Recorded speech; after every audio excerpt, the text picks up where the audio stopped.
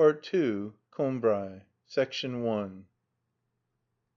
Combray at a distance, from a 20-mile radius, as we used to see it from the railway when we arrived there every year in Holy Week,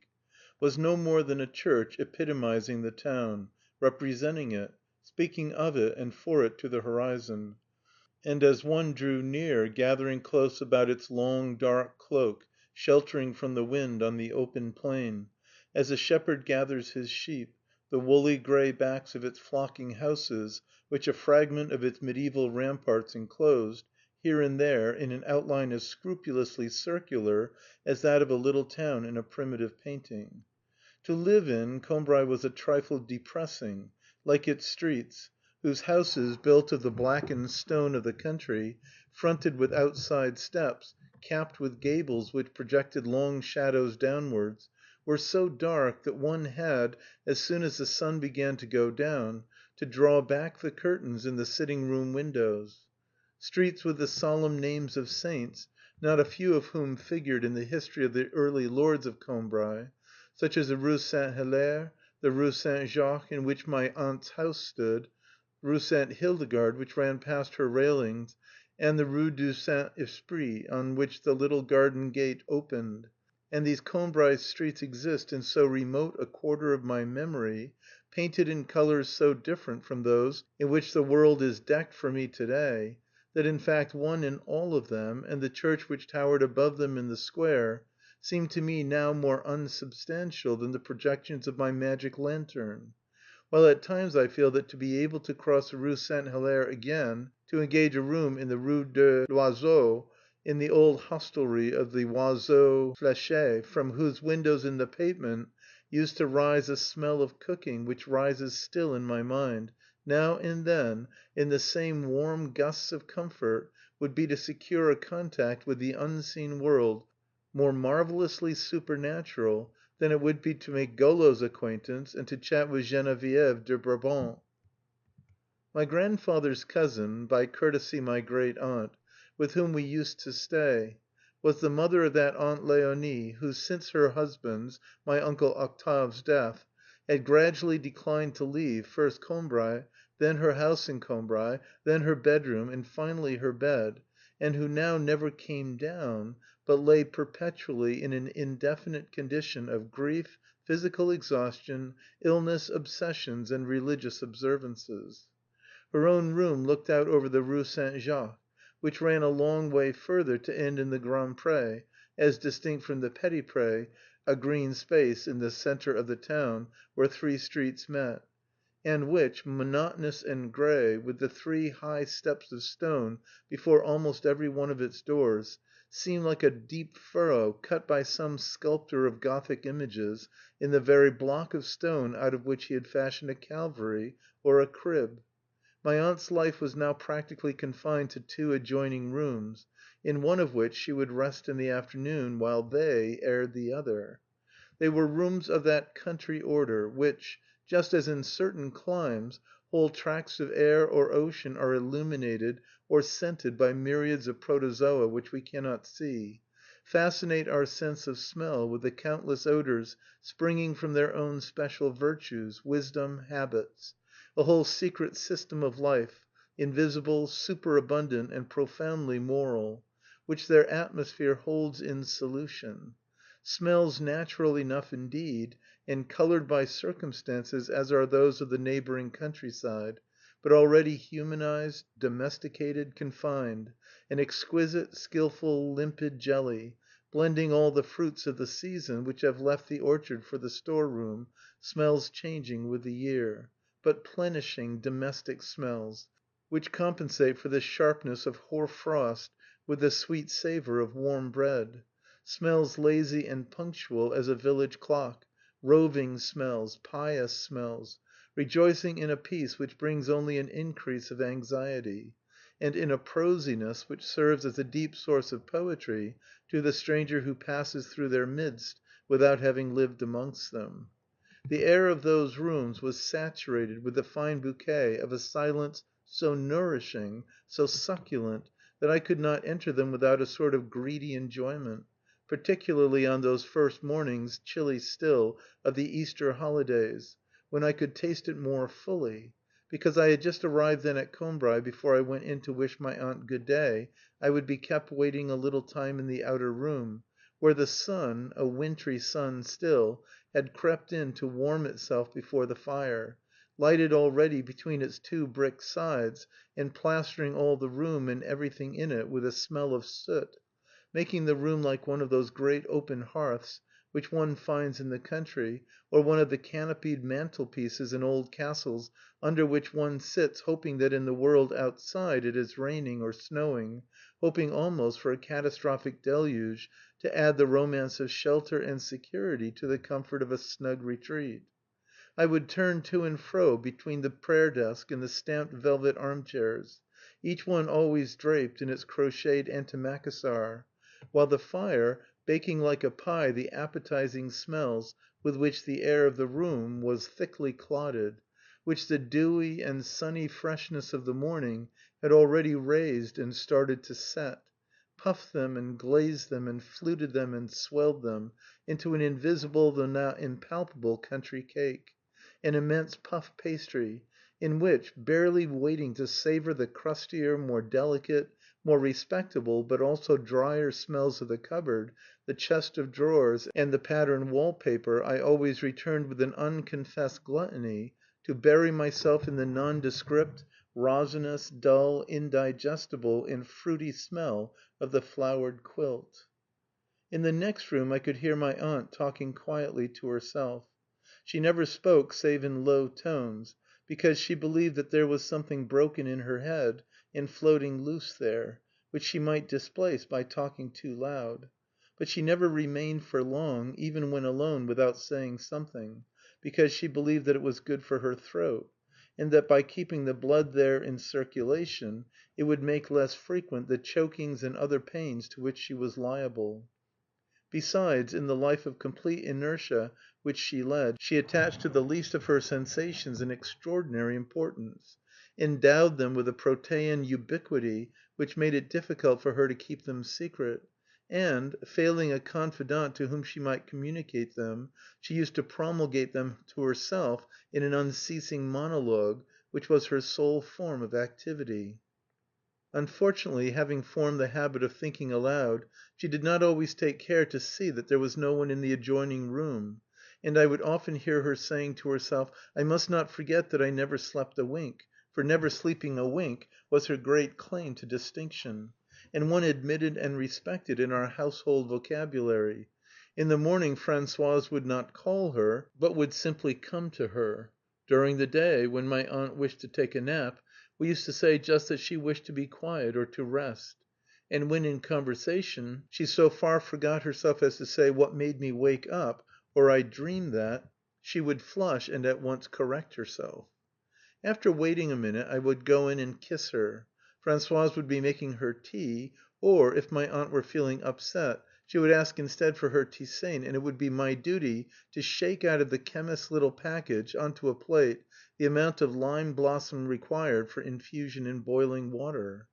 The drying of the stems had twisted them into a fantastic trellis, in whose intervals the pale flowers opened, as though a painter had arranged them there, grouping them in the most decorative poses. The leaves, which had lost or altered their own appearance, assumed those instead of the most incongruous things imaginable, as though the transparent wings of flies, or the blank sides of labels, or the petals of roses, had been collected and pounded, or interwoven, as birds weave the material for their nests. A thousand trifling little details, the charming prodigality of the chemist, details which would have been eliminated from an artificial preparation, gave me, like a book in which one is astonished to read the name of a person whom one knows, the pleasure of finding that these were indeed real lime blossoms, like those I had seen when coming from the train in the Avenue de la Gare, altered, but only because they were not imitations, but the very same blossoms which had grown old. And as each new character is merely a metamorphosis from something older, in these little grey balls I recognized green buds plucked before their time, but beyond all else the rosy, moony, tender glow which lit up the blossoms among the frail forest of stems from which they hung like little golden roses, marking, as the radiance upon an old wall still marks the place of a vanished fresco. The difference between those parts of the tree which had and those which had not been in bloom showed me that these were petals which, before their flowering time, the chemist's package had embalmed on warm evenings of spring. That rosy candlelight was still their color, but half extinguished and deadened in the diminished life which was now theirs, and which may be called the twilight of a flower. Presently my aunt was able to dip in the boiling infusion, in which she would relish the savor of dead or faded blossom, a little madeleine, of which she would hold out a piece to me when it was sufficiently soft. At one side of her bed stood a big yellow chest of drawers of lemon wood, and a table which served at once as pharmacy and as high altar, on which, beneath a statue of Our Lady and a bottle of Vichy Celestin, might be found her service books and her medical prescriptions, everything that she needed for the performance, in bed, of her duties to soul and body, to keep the proper times for pepsin and for vespers. On the other side her bed was bounded by the window. She had the street beneath her eyes, and would read in it from morning to night, to divert the tedium of her life, like a Persian prince, the daily but immemorial chronicles of Combray, which she would discuss in detail afterwards with Françoise. I would not have been 5 minutes with my aunt before she would send me away in case I made her tired. She would hold out for me to kiss her sad brow, pale and lifeless, on which at this early hour she would not yet have arranged the false hair, and through which the bones shone like the points of a crown of thorns, or the beads of a rosary, and she would say to me, "Now, my poor child, you must go away. Go and get ready for mass. And if you see Françoise downstairs, tell her not to stay too long amusing herself with you. She must come up soon to see if I want anything." Françoise, who had been for many years in my aunt's service, and did not at that time suspect that she would one day be transferred entirely to ours, was a little inclined to desert my aunt during the months which we spent in her house. There had been in my infancy, before we first went to Combray, and when my aunt Léonie used still to spend the winter in Paris with her mother, a time when I knew Françoise so little that on New Year's Day, before going into my great aunt's house, my mother put a 5-franc piece in my hand and said, "Now be careful, don't make any mistake. Wait until you hear me say 'Good morning, Françoise,' and I touch your arm before you give it to her." No sooner had we arrived in my aunt's dark hall than we saw in the gloom, beneath the frills of a snowy cap as stiff and fragile as if it had been of spun sugar, the concentric waves of a smile of anticipatory gratitude. It was Françoise, motionless and erect, framed in the small doorway of the corridor like the statue of a saint in its niche. When we had grown more accustomed to this religious darkness, we could discern in her features a disinterested love of all humanity, blended with a tender respect for the upper classes, which raised to the most honourable quarter of her heart the hope of receiving her due reward.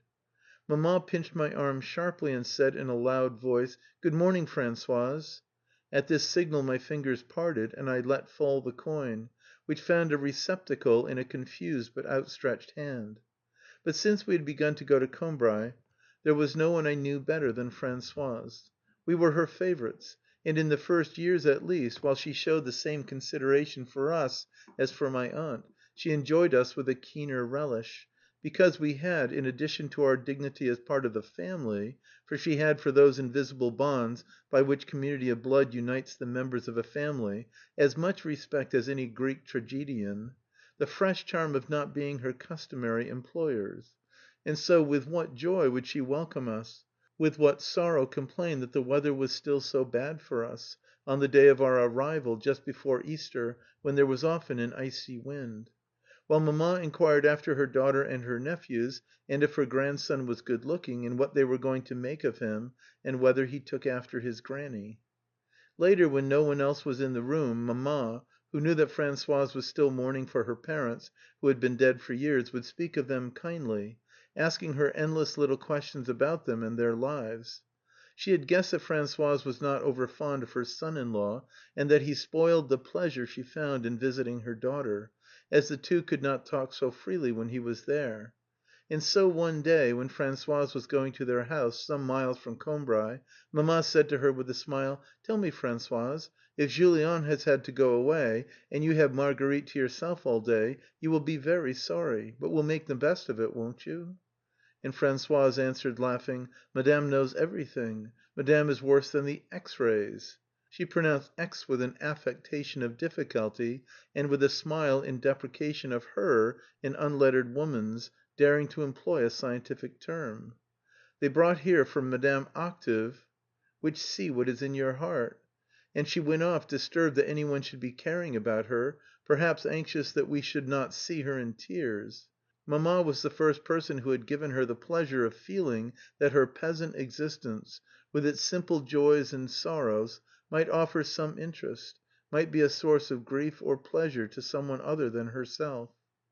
My aunt resigned herself to doing without Françoise to some extent during our visits, knowing how much my mother appreciated the services of so active and intelligent a maid. One who looked as smart at 5 o'clock in the morning in her kitchen, under a cap whose stiff and dazzling frills seemed to be made of porcelain, as when dressed for church going; who did everything in the right way, who toiled like a horse, whether she was well or ill, but without noise, without the appearance of doing anything.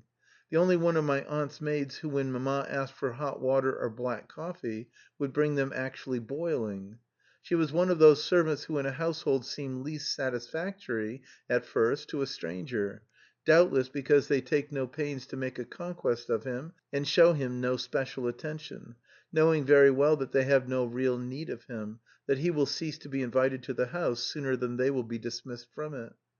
who, on the other hand, cling with most fidelity to those masters and mistresses who have tested and proved their real capacity, and do not look for that superficial responsiveness, that slavish affability, which may impress a stranger favourably, but often conceals an utter barrenness of spirit in which no amount of training can produce the least trace of individuality. End of Part Two, Section 1.